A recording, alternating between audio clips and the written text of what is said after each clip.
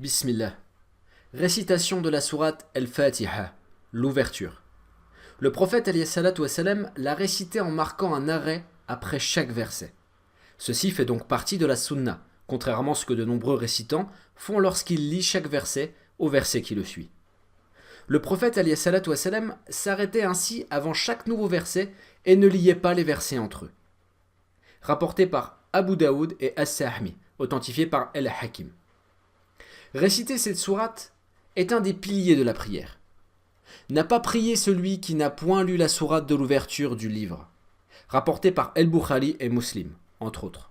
Et selon une autre version, la prière de celui qui ne lit pas la sourate de l'ouverture du livre n'est pas valide, rapporté par Ad-Daraqutni et Ibn Hibban. Étant un pilier de la prière, la Fatiha doit être récitée dans l'ordre de ses versets et dans son intégralité, sans en omettre le moindre verset, le moindre mot, la moindre consonne ou voyelle. Il faut prendre garde à chaque son qui la compose.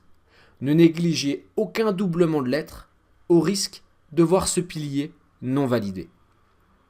Il ne faut pas non plus marquer des pauses trop longues entre les versets, pour des motifs illégitimes, auquel cas il faudra recommencer la récitation. Fait exception à cela la personne qui ne maîtrise pas l'arabe et qui est dans l'incapacité de prononcer cette sourate. En effet, le prophète alayhi salatu wassalam a dit à une personne qui n'avait pas mémorisé cette sourate par incapacité, dit « Gloire à Allah, louange à Allah, et il n'y a pas de divinité digne d'adoration qu'Allah. Et Allah est le plus grand. Il n'y a de force et de puissance qu'en Allah. » Rapporté par Abu Daoud, Ibn Khuzayma et At-Tabarani, authentifié par Al-Hakim et Ibn Hibban. Citons le hadith suivant pour illustrer l'immense mérite qui entoure cette sourate. Allah a dit « J'ai partagé la prière, c'est-à-dire la Fatiha, en deux parties. L'une d'entre elles me revient et l'autre revient à mon serviteur.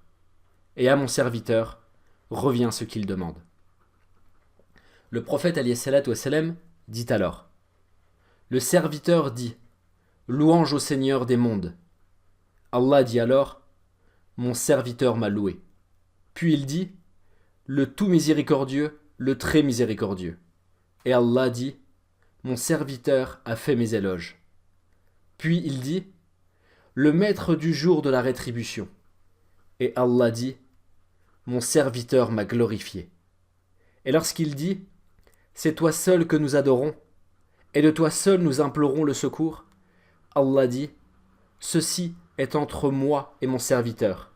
Mon serviteur obtiendra certes ce qu'il demande. » Et quand il dit « Guide-moi vers la voie droite, la voie de celui que tu as comblé de faveur, non celui de ceux qui ont encouru ta colère, ni des égarés. » Allah dit « Ceux-là sont pour mon serviteur, et il aura certes ce qu'il demande. »